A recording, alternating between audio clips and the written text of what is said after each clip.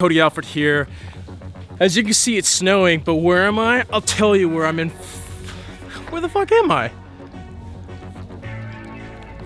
Frederick. I'm at Frederick, Maryland. That's where I'm at. I'm over here at Off Grid Adventure Vans. So long story short, a couple months ago, we hired someone to come work in our van. It fell through. Our van was in shambles. Off Grid Adventure Vans is a place we bought our van from last year. And they're like, hey, we just moved to a bigger spot. If you guys want to work on it, head on over and we'll get you guys taken care of. So that's exactly what we did. So you got to check out this build.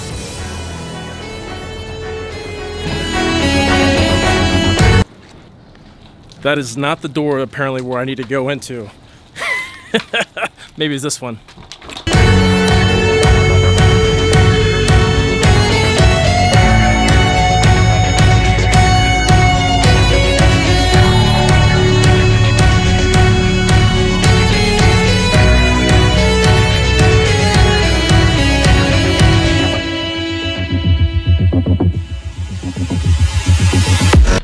Man, this van build is coming along really nicely. As you can see, we have our water storage, our hot water, gray water, a new sink and counter, a closet space, new workstation right here for the kitchen, and then up top, putting a microwave. So finally, the van is actually looking more and more like a home. So we're definitely excited about that. Check out this weather outside.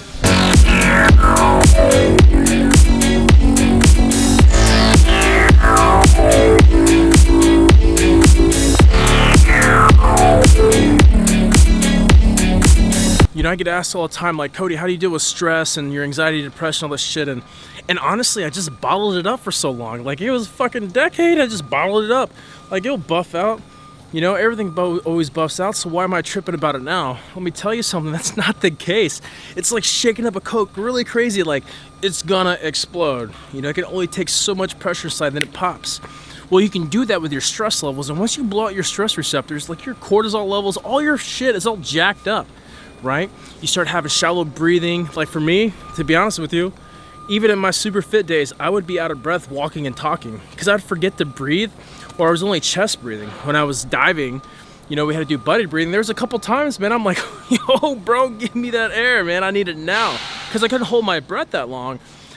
And so basically, my body went into fight or flight mode. And instead of using my diaphragm, that calming, soothing, deep in and out breathing, I was just panic breathing with my chest 24/7, just using my upper body to breathe and not my diaphragm, my lower area, my gut, which is where all that power, where all that true transfer takes place. So, you know, for me to be able to do that and find like my balance again and de-stress my life, I had to figure out like what are the things that aren't enhancing me, what are the things that are just dragging me down. You know, there was a part of my time where the bodybuilding thing was dragging me down. And I don't want to say bodybuilding thing like it was part of my life. Like I just worked out like any other person, I guess, would try to work out. I came back from my last deployment. I was super depressed, full of anxiety. There's just really nothing to look forward to.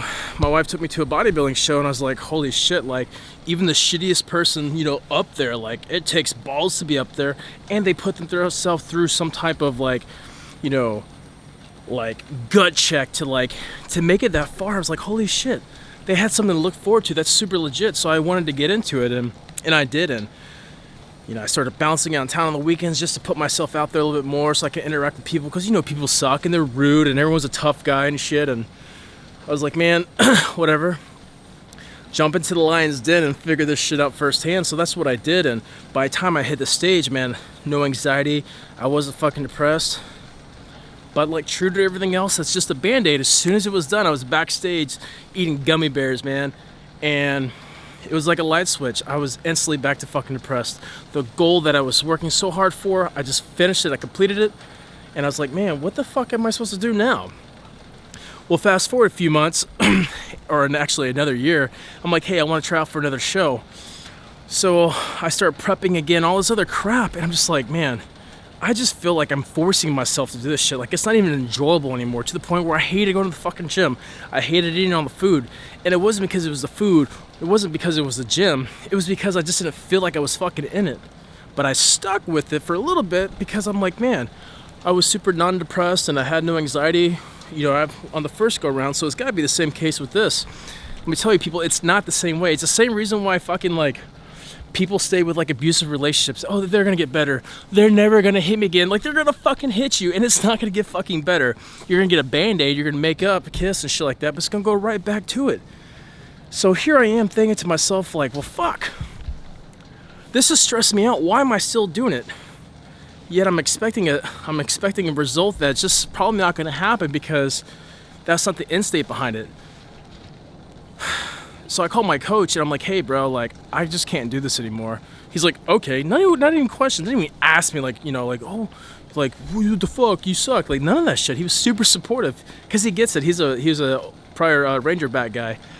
And he's like, hey bro, bodybuilding competitions will always fucking be there. You got to get yourself right. And I'm just like, dude, fuck yeah, like, hell yeah. Instantly weight off my shoulders. And it wasn't because I didn't want to put in the hard work. It was just, I didn't need that shit in my life at that point. Like, it was something I could just remove completely off the table. I was finishing my online degree before I got out of the military. I was in Florida doing brain treatment that was fucking me up every day. It was just draining my soul. And then plus to go home and do homework, and I could barely just like stay awake. Last thing I needed is like another stressor that's just bogging me down when I'm already stressed. I didn't know if I was gonna get out of the military. I didn't know if I was gonna be able to, get rated at the VA. There's all these things, all these unknowns, and yet I'm just stacking more shit on top of them. So I'm like, what is the one thing I can do right now? What can I fucking change today? And that was it. As simple as it was, I called my coach. I'm like, hey, I can't do this anymore. Some of you might think like, oh, you fucking quit. We never fucking quit. Yeah, I get that, right? Because you're a fucking tough guy. I'm a tough guy too, but I also know my breaking point. And I'm also mature enough to know that, hey, quitting on something that's not healthy for me, that doesn't make you weak. That takes fucking balls. That takes fucking strength. That takes self-reflection to identify that. And that's exactly what I did. Now, I'm not saying, hey, go to a selection for said unit and when it gets hard, quit. I'm like, fuck no, that's a completely different thing. Because you're obviously going there because you want it to, that's supposed to enhance your life, right? That's going to make you a better team guy, operator, X, Y, and Z. That's why you're doing it. Me just adding more shit to my plate when I already have so much stress going on, that's not helping me out at all. So the message is like, man, I'm able to like live in this fucking van and I'm pretty damn happy actually. I de-stressed my life. I was weighed down by all the shit I own, all the shit that I never used. Living in a van, I can only have so much stuff. It's simple living. I'm not saying like, hey, if you're stressful, sell all your shit, live in a van. Definitely not saying that because a few of you out there think I live by a fucking river. And let me tell you, I don't. But if you know one that allows a van to park there, please let me know in the comments below. What is the stressors going on in your life right now? Write them down. And you know what? Find the simplest one. Find the one that you can control today, right now. Just fucking, you don't even have to finish watching this video. What can you control and change right now? And go do it. Is that, like doing something that's healthier for you, doing something that actually makes you happy, leaving a relationship, going for the job. What is it? Is it, I don't know, cleaning out your garage because you're stressed out because every time you go home or you go away for training or a work event, you come home, you just can't relax because your garage is all fucking dirty. Go clean it up. Mark something off your list now. De-stress your life as much as possible. Life is so beautiful.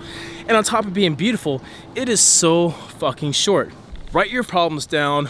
Write the steps. What can I do to get to X? And X for you is de-stressing it, achieving it, accomplishing it, marking off your list. Like after I analyze it, doing this one thing just really isn't going to enhance my life.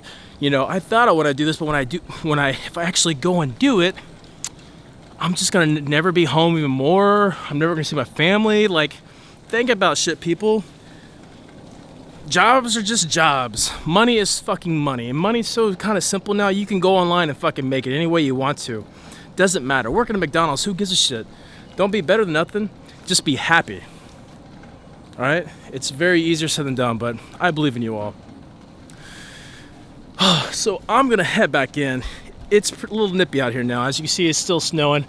I'm pretty stoked.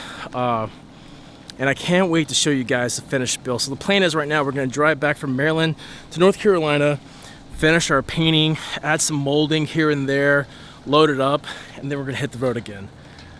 I'm pretty pumped, and I'm even more pumped to hopefully share more videos with you, a little bit about my personal life, the van life that we're living, and as well still be there for you, just a click away whenever you're feeling dark, whenever you're feeling in doubt. So don't. If no one else believes in you, I believe in you. Did I show you guys this? Oh yeah, baby. Yeah, that's it, all right. That's the Defy Fist. We Defy the Norm. So We Defy the Norm is a company that I started, I don't know, back in December, late December. And to me, it's a mindset, it's a movement. And I'm not trying to share answers with people, I'm just trying to share perspectives. It's pretty interesting. I think I make a couple cool shirts. If you want to check them out, that's wedefythenorm.com. I'll go ahead and put that information below. Until then, and until next time, work on yourself. Try to actually watch this shit, talk shit about it, laugh about it. Who cares what you do about this video? All I care about is what you do after this video. Okay? I will be your scapegoat. I will expose all my issues so you can laugh, you can think, you can reflect, and then you can act. I don't care what it takes, as long as you are taking the steps to better yourself. So till next time, stay sharp, stay focused, and defy the norm, baby.